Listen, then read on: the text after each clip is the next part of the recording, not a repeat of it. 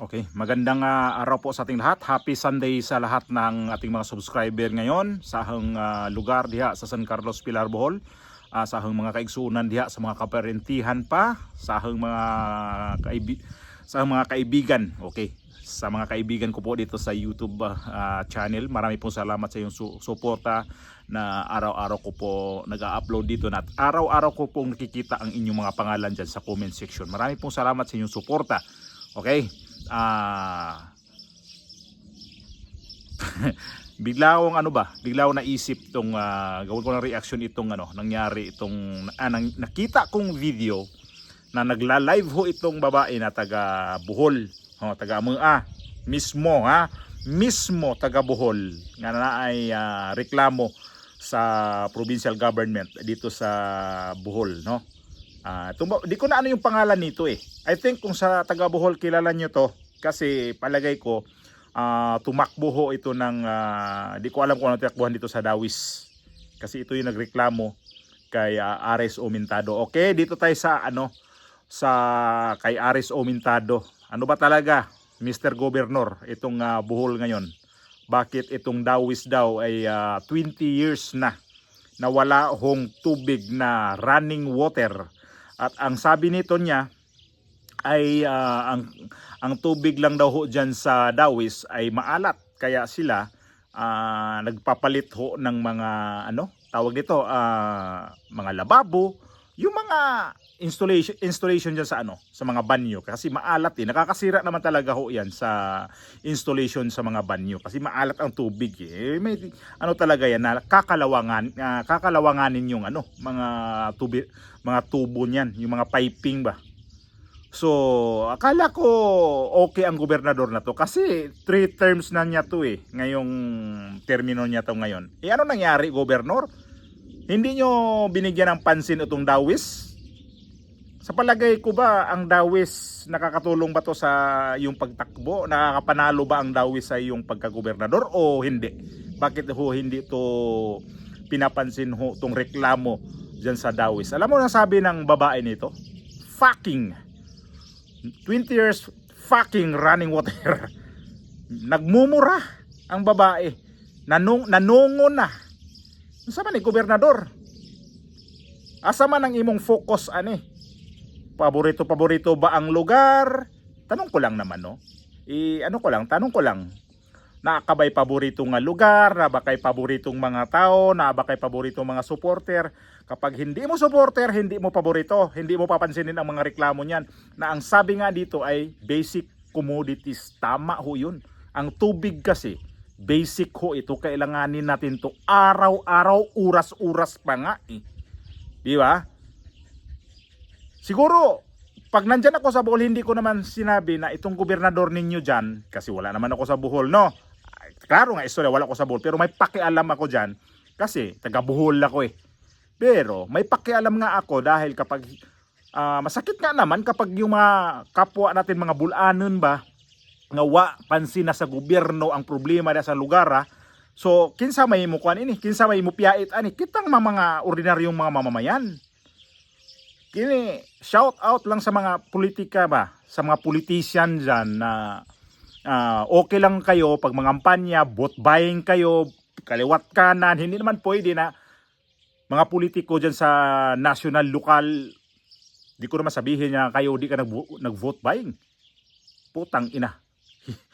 Postahan pa ng mga ginagawa ninyong nananalo ang iba dyan, natatalo ang iba dyan, pero dumaan pa rin kayo sa vote buying. Ilabas ko man itong video na to, pakinggan ninyo, taga Bohol, itong babae na to, si Madam, nagalit ho ito kay Ares Omintado.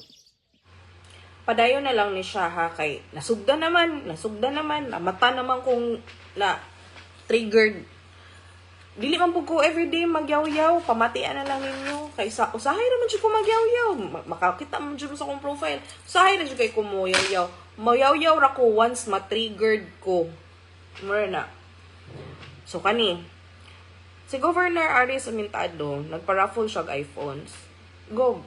Kasi pwede nagway, i-convert na lang na nimo into tambal. Ihatod na lang nimo sa Cortez. Kay, to be honest, People don't need iPhones. They need medicines for their hospitals.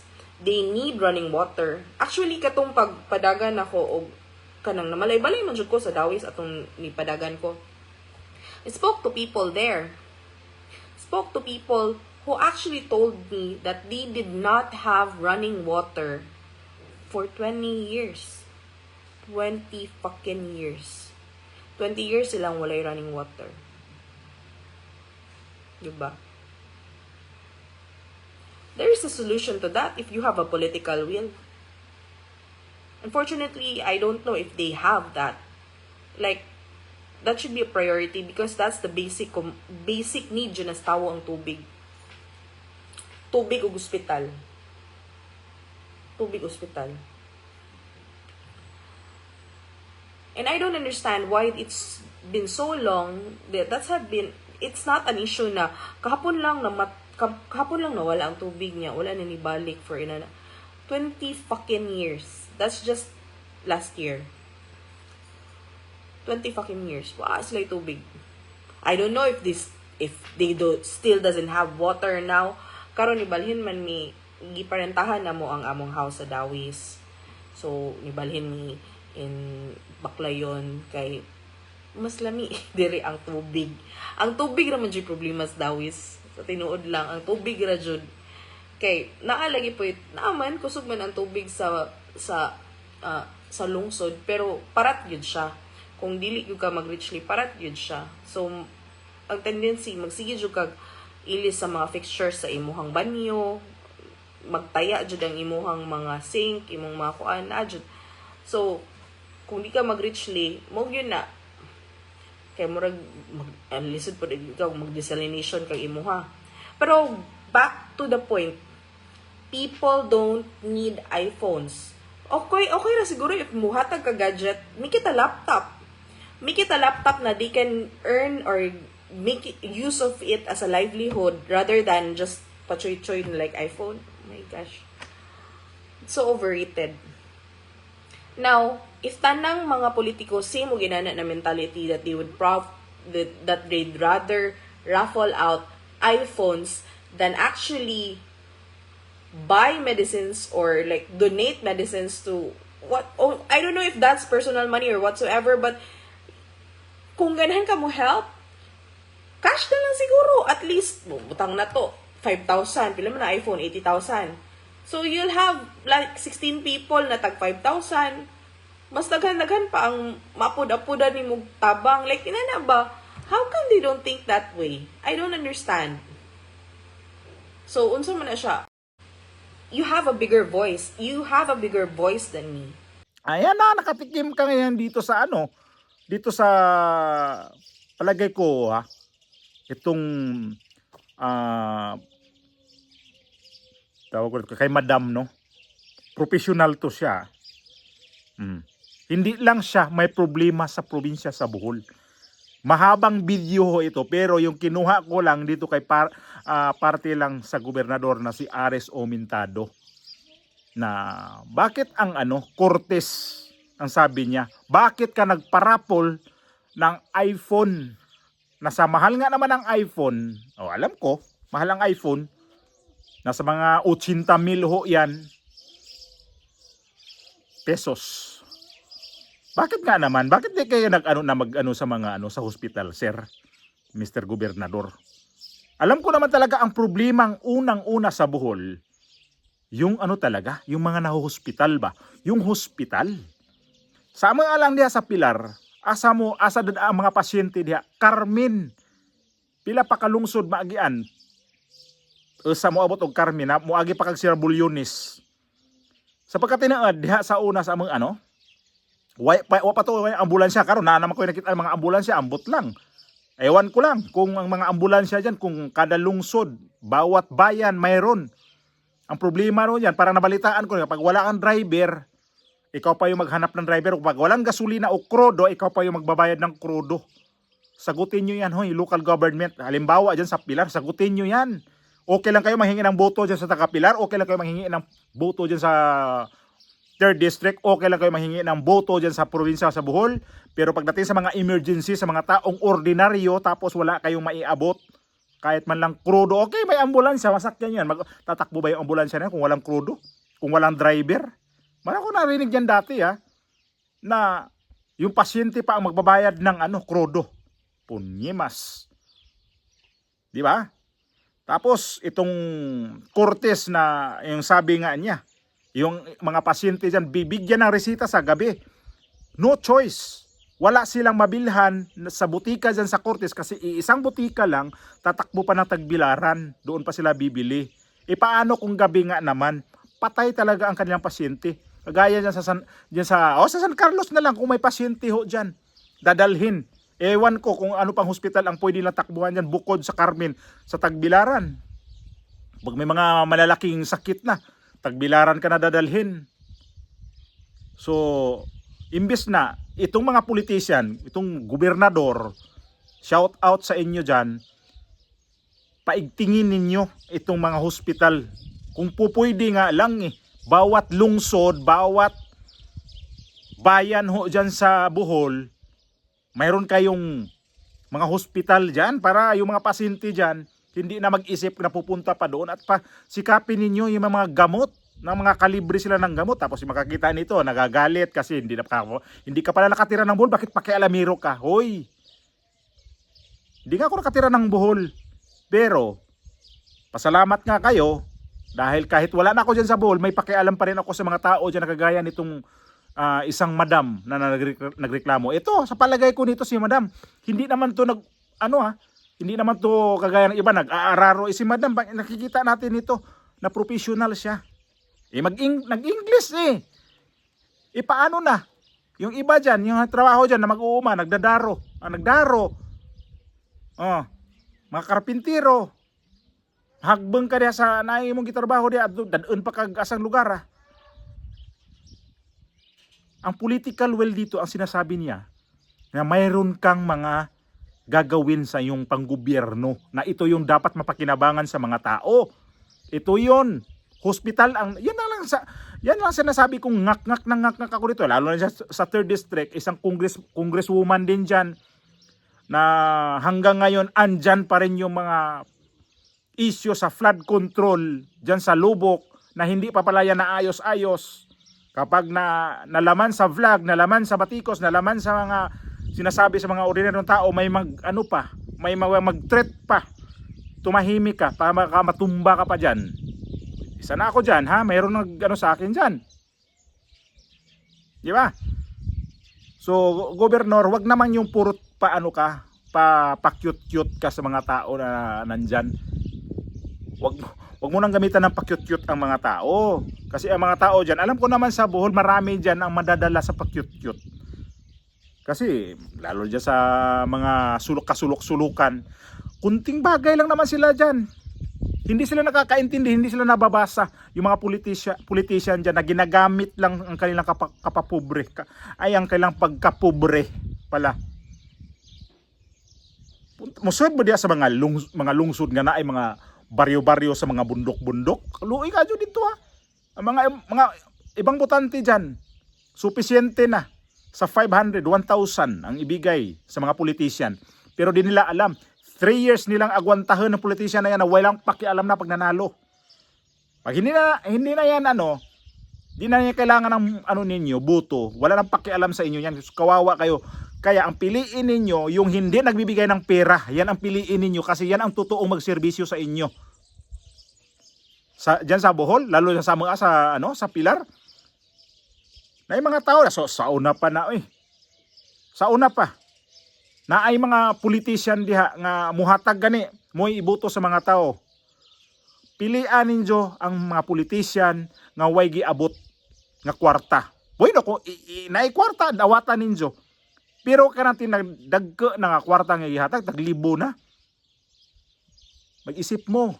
Isipin ninyo yan. Bakit ang laki nito? Saan nila kukunin to? Kukunin nila yan sa pangungurakot. Noon pa yan yung mga kahit pa saan sulok ng Pilipinas, andyan yung mga vote buying. Ang kawawa talaga itong mga nasa probinsya, yan ang mga tinatarget sa mga vote buying kasi yun ang nadadalay. Sinsya na lang sa mga ano ha, kasi alam ko yan eh. Ilang eleksyon na ba dati? Ano, nandyan ako sa ano dati sa Bohol. Vote buying. Nako, gapangan nga eh. Before ang eleksyon, kinabukasan, sa gabi pa lang, kinabukasan eleksyon, gapang-gap, yan ang kamang-kamang na. Jagjagan ng kwarta dito. Yan ako, but-buton, huwag din natin. So, kamo karon pangitaa ang kandidato nga tinuod, hanapin ninyo ang mga politisyan na totoo na magserbisyo sa inyo. Huwag kayong basta-basta nabuboto porket 1,000 yan, 500 yan. Pagbigay nga ng 50, ay, kuripot yan eh. Yan ang mga mukha ninyo, nagbukang pera. Ayan, pagdating ng emergency, pagdating ho ng ano, ayan, ang gobernador ninyo walang pakialam. Kalsada ninyo, puro alikabok. Yan ang problema eh. Tapos, mag-igib kayo doon pa rin, sa sinauna pa rin, tubod. Kaya, sabi ko nga, piliin ninyo yung may mga platapurmang tao, platapurmang politician kasi yan ang dapat ang inyong ilagay sa baluta, lalo itong 2028. Nako. So ngayon, itong gobernador ngayon dyan, wala ka palang ano, political will eh. Ano political will mo? Yung pa-cute-cute ka, pa-picture-picture ka dyan kung saang lugar. Ay nako, kaya nabatikos ka dito kay madam. Tumakbo to, di ko alam kung anong posisyon na sa Dawis ho nito. Alam mo ang Dawis, sabi nga niya, maganda ang lugar ang Dawis, kaya ang problema nga dyan tubig. Mayroon pang kalsada dyan na bako-bako.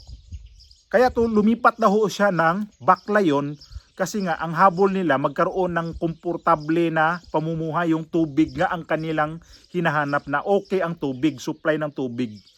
Although sa Dawis nga, no, sabihin mayroon kaya lang, alat, parat daw. Sus, Ginoo ko. Sa dugay ng panahon, 20 years ang itong Dawis, wala hong tubig, running water. Ang sinasabi niya dito, nag-supply ng tubig dyan na yung truck ng bumbero, doon lang mag-iigib ang mga tao.